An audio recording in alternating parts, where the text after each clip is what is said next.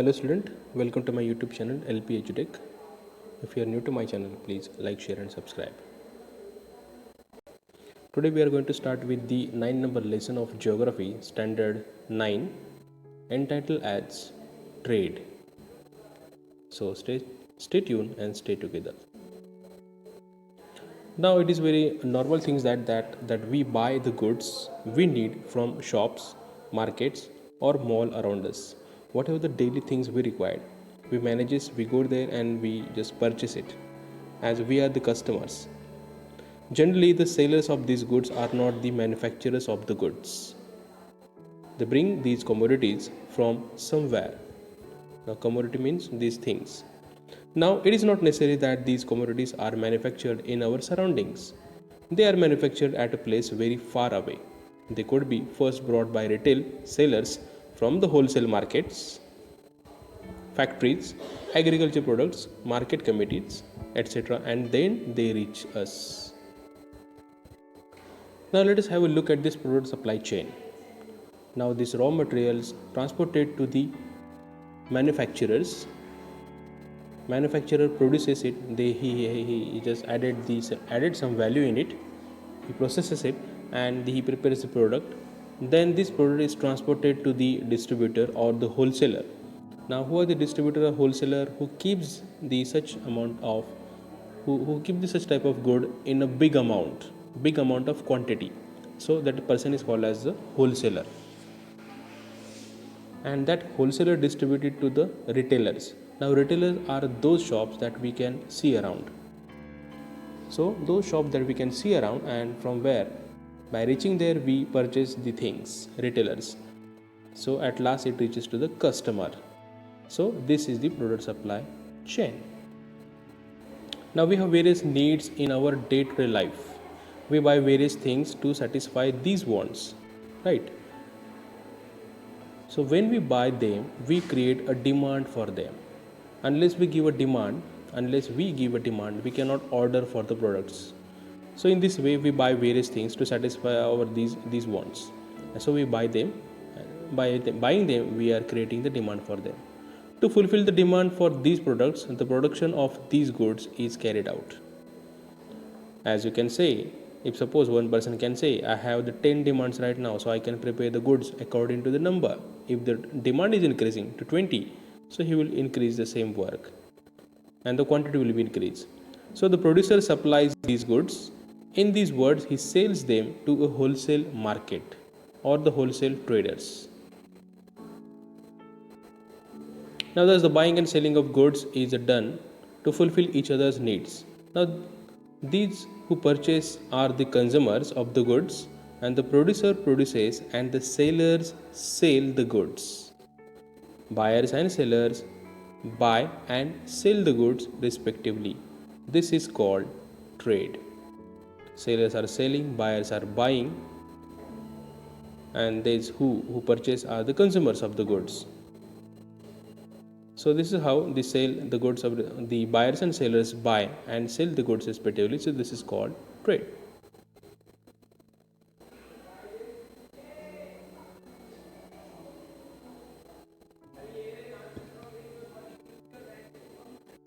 The trade is an important economic activity. The economic life of people is interdependent. All are very interdependent. No region or country is self-sufficient. So trade between two regions is necessary to fulfill the needs of the people, as each region has different geographical conditions. So each region produces specific commodities. Let's take example of Konkan area. In the Konkan area, only the rice is producible, and so this is what the regional imbalance is. So this region is famous for, and so the atmosphere and the climate of this region is suitable for the production of rice. So whatever rice is produced in this region, that will be sell out to the other part of Maharashtra or other part of India and even abroad as well.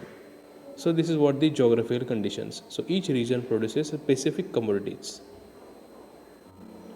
So and in this way, all the regions are interdependent for any other things.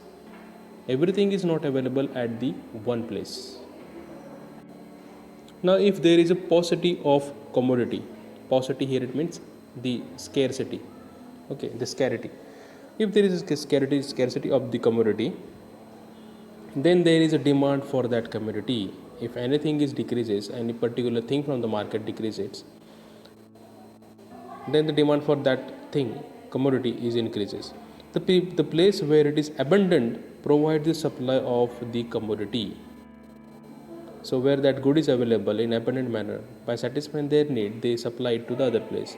Thus supply is done from regions, producing excess commodities to a region facing deficit, that is lacking, according to the demand. So from one place to the another place, the demands of the goods is shifted. For example, apples produced in Jammu and Kashmir are sent to other states of India having a demand for it. Now we have the demand of apple in all over the countries, and it is produced only in Jammu and Kashmir. So as there is a scarcity in another region or another state or another country, so it is sent over there. In this way the demand is getting fulfilled. Now let us learn about the do you know fact. In ancient and medieval periods, the trade was done through the barter system. Now in this, there was an exchange of goods with the other goods. Now grains were exchanged in lieu of work done, or oil, salt, honey and milk were exchanged for the grains. So there was no currency used in this trade. Even today, we see the traders who exchange utensils in lieu of old clothes, but this creates a problem of estimating the proper price of commodities. Earlier, two such problems were encountered. As a result, the use of currency started. So today, in this modern age, the trade is carried out with the help of currency and only, but barter system is still prevalent to a small extent in the remote areas amongst the tribal people. So here is how the currency got the rebirth. Here how the need of currency felt and it got printed. As the barter system was not satisfied, it has the drawbacks, so there felt the need of currency. Now we buy and sell goods, right? So buying and selling of good is an activity. So it is called visible trade.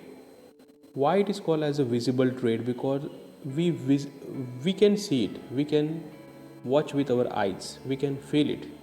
For example, we get vegetables from the vegetable vendor when we pay him money, but we are getting the things. Okay, we get books for which we pay money. We get the book and we just pay him. So in this way, it is a visible trade. We can view it. On the other hand, when there is an exchange of services, it is called invisible trade, because this service is not visible. We are getting benefit of it, but it's not visible. For example, when we travel by a vehicle, we pay the fare. Do we get any commodity from it? No. So it is invisible form. We have to give a remuneration in lieu of the advice we take from the lawyers or doctors. We visit doctors and lawyers for our problems and we take advice, and in return we pay him some amount of money. So but his service is invisible, so it comes in the invisible category. So it is invisible trade. So various services comes under the invisible trade. So in this way we learn about the two trades, that is visible trade and invisible trade. Now in the textbook we have given the types of trades. It's so much simple.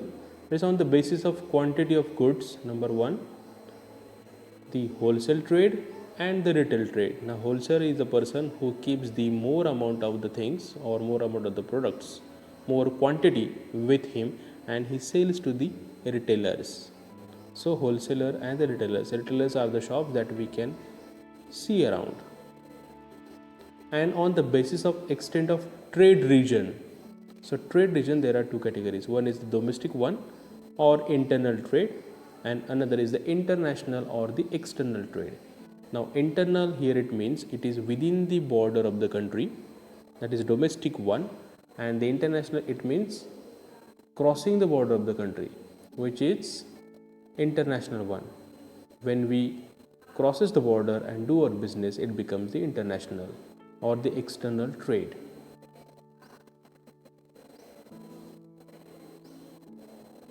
Now let us learn about the first type, wholesale trade.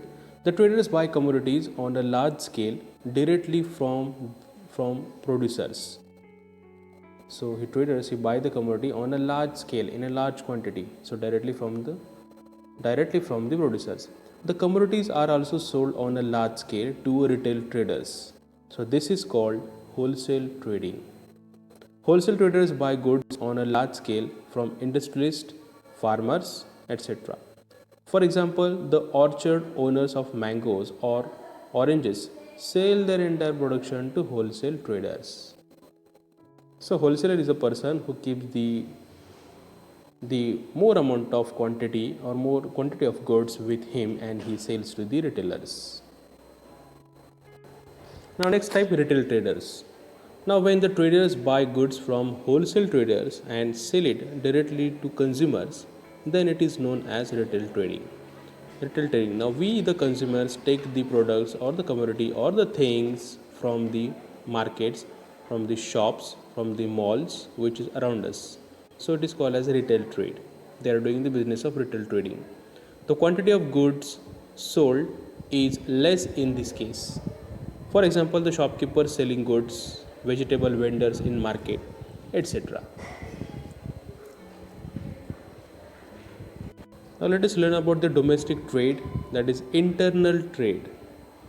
So this trade takes place between different regions within the same country. So it between the different just between different regions within the same country. We can say from one state to the another state. If I order something from the Jammu Kashmir to the Maharashtra, or from if I want something from Karnataka to Madhya Pradesh, so it is within the border of the country, but within the different states. So this size of country, diversity, distribution and availability of natural resources affect the internal trade within the boundary or within the country. For example, the size of country. It depends on the size of country, how much time it takes, even what diversity it has. Based on the diversity, the demand is changed. Even distribution and availability of natural resources. If suppose natural resources are very less to west, then it may take a time to make that particular things available. So these things affect the internal trade within the country. The size of population, transport and communication services, the living standard of people, marketing system lead to large scale internal trade. Now population decide the demand of the thing. Even transport and communication system, if the particular region does not have the proper transport system, it may get delay. So in this way.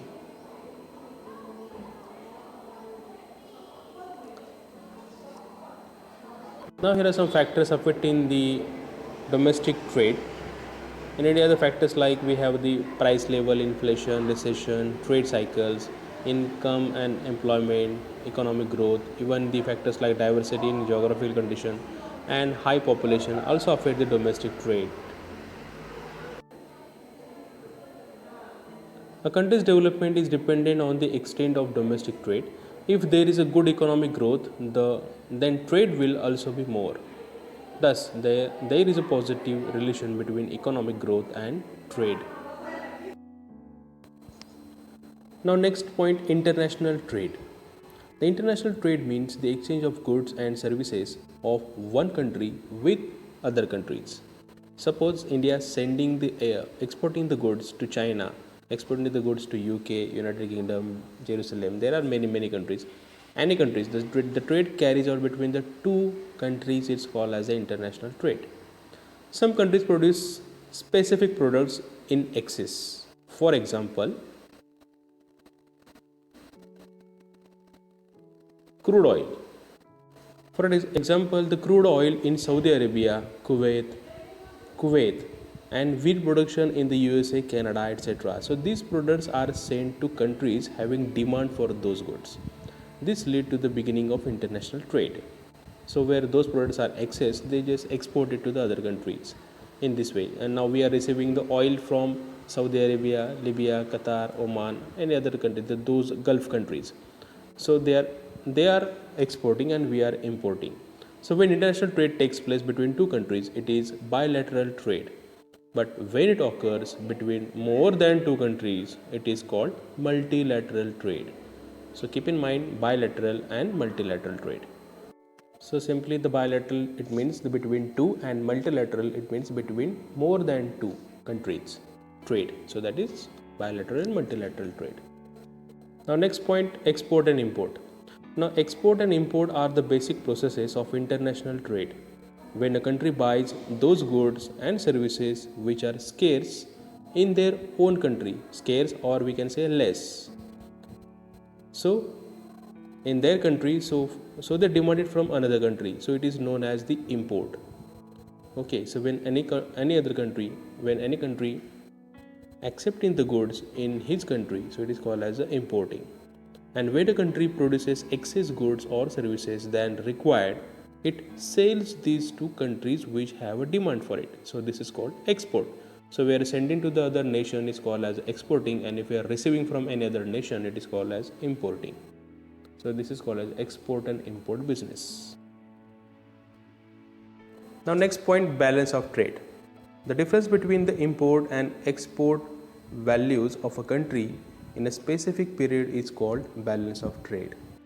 Now following are the types of balance of trade.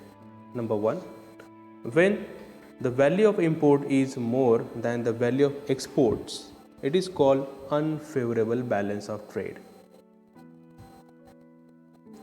So it is unfavorable because we are importing more than export. So it's hampering on our currency. We are giving more money and currency to the other nations from where we are just importing it.